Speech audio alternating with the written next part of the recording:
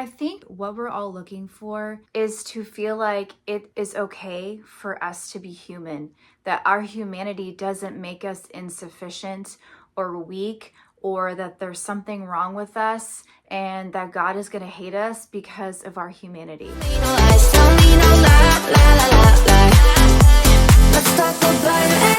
Hey guys, what's up? This is Laura Farhi, and you are watching the Spiritually Homesteading podcast.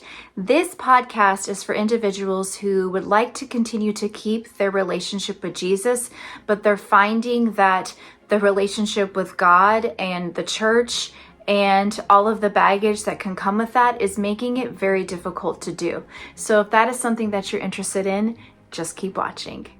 Okay, today we are talking about the nuns, and not the N-U-N-S as like go live in a convent, Sister Act kind of business.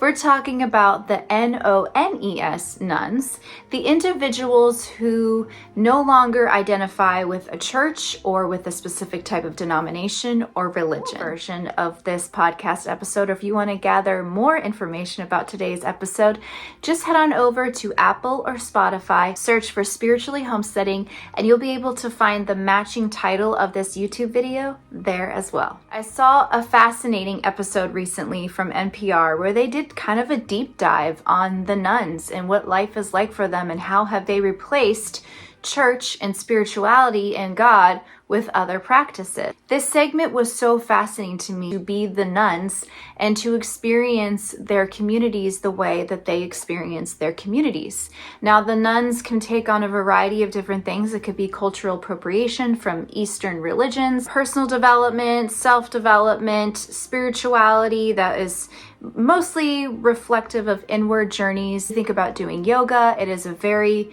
inward practice. You show up with a bunch of people, but you're still very much focused on yourself and your development.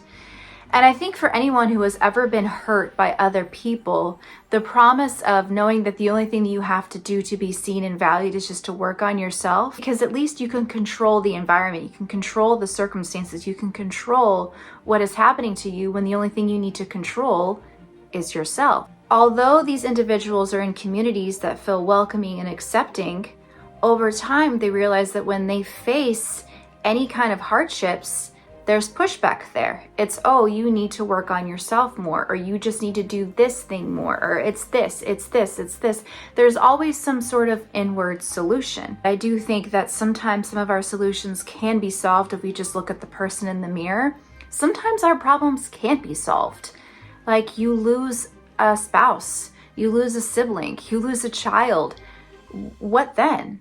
Working on yourself is not going to help. I think pain has a way of bringing us together in such a deeper and more authentic connection than any other hobby or activity that we do alongside others.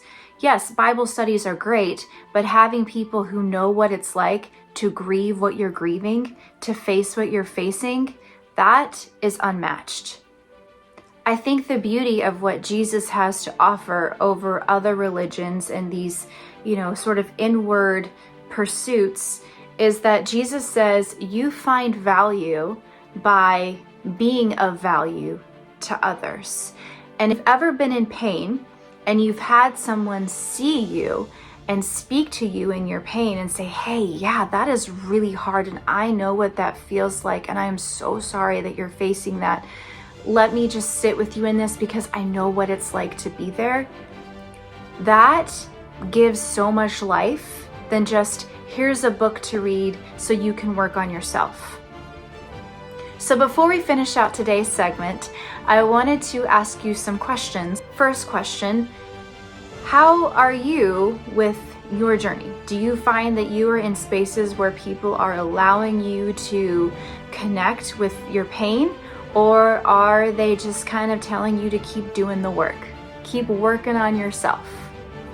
Have you been in situations, question 2, where you have had people show up for you in your pain? What did that look like? What did that feel like? Can you offer that same value to others?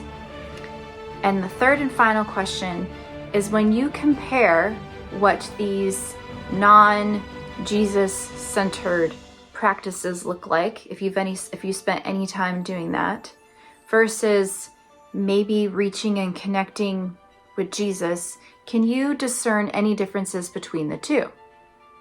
And if so, what does that look like for you? All right, guys, thank you so much for being here. Thank you so much for watching. Make sure to like, share, comment, subscribe. And if you have any questions, feel free to comment down below with those. Or you can send me a message at laurafarhi.com. There's a private section there where you can ask me questions, send me messages there as well, in case the questions you have, you don't really feel comfortable publicly stating. All right, thank you so much for being here. I will see you guys next Sunday. Peace, love, and Jesus, y'all. Boop.